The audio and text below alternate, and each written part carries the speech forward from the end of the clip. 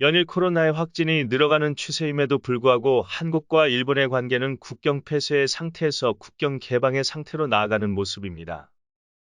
실제로 한국은 일본에 먼저 8월에 한해서 무비자 입국을 한 달간 허용하는 조치를 실행하기도 했는데요.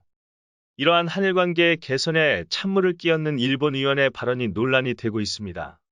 일반적으로 자민당 내 아베와 밀접한 관련을 갖는 파벌로 분류되는 에토 세이시로 의원은 8월 4일 자민당 의원들과 모임에서 한국과 일본은 대등한 관계가 아니다. 솔직히 말해서 일본이 형님이고 한국은 동생. 일본은 한국을 식민지로 삼은 적이 있다. 일본이 한국을 지도하는 입장에 서야 하는 것이 당연이라는 등의 과격한 발언을 했습니다. 참의원, 중의원은 물론이고 우리나라로 치면 국방부 장관이 되는 방위성 장관까지 한 인물이 공식적인 자리에서 갑자기 왜 이런 말을 쏟아낸 것일까요? 혹자는 한국에 대한 일본의 열등심이 극에 달해 일어난 일이라고 하는데요. 실제로 일본은 2차 대전 이후 눈부신 성장을 이어왔지만 고도 성장기의 버블이 터진 이후 지속적인 침체와 디플레이션을 겪고 있습니다. 이러한 침체를 막고 인플레이션을 일으키기 위해 과격하게 화폐를 발행하는 아베노믹스를 실행할 정도입니다. 반면 한국은 일본보다 성장하는 시기는 늦었지만 한강의 기적으로 나타나는 폭발적인 성장 이후 일본과 같은 큰 침체기 없이 끊임없이 성장해오고 있습니다.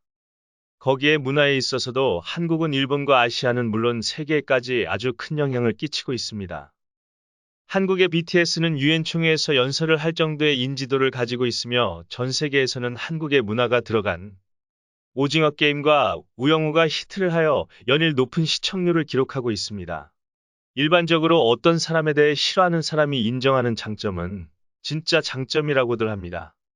한국을 싫어하는 소위 혐한을 살펴봅시다. 일본에 있는 혐한은 직접적으로 시위를 하며 헤이트 스피치를 하거나 학교를 테러하는 등 과격한 행동으로 유명합니다. 카츠라다 미야비는 오사카에 있는 츠루아시 지역에서 한국인들을 모두 죽이겠다. 당장 일본에서 나가라. 츠루아시에 있는 사람들을 대학살하겠다. 등의 망언을 한 것으로 유명한데요.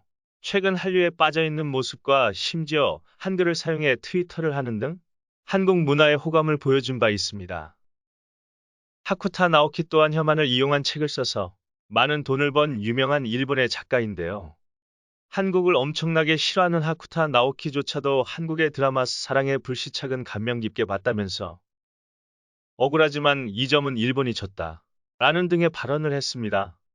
이처럼 한국이라는 국가는 싫어하지만 한류로 대표되는 한국 문화는 인정하고 받아들이는 사람들이 혐한 성향을 가진 사람들 사이에서도 많이 나타나면서 일본의 자존심이던 문화적인 요소도 한국에게 모두 뒤처지고 말았으니 일본에서 열등감이 나타날 수밖에 없었다는 것이죠. 한국을 싫어하는 사람도 감화시키는 문화의 힘은 정말 대단한 것 같습니다. 시청해 주셔서 감사합니다.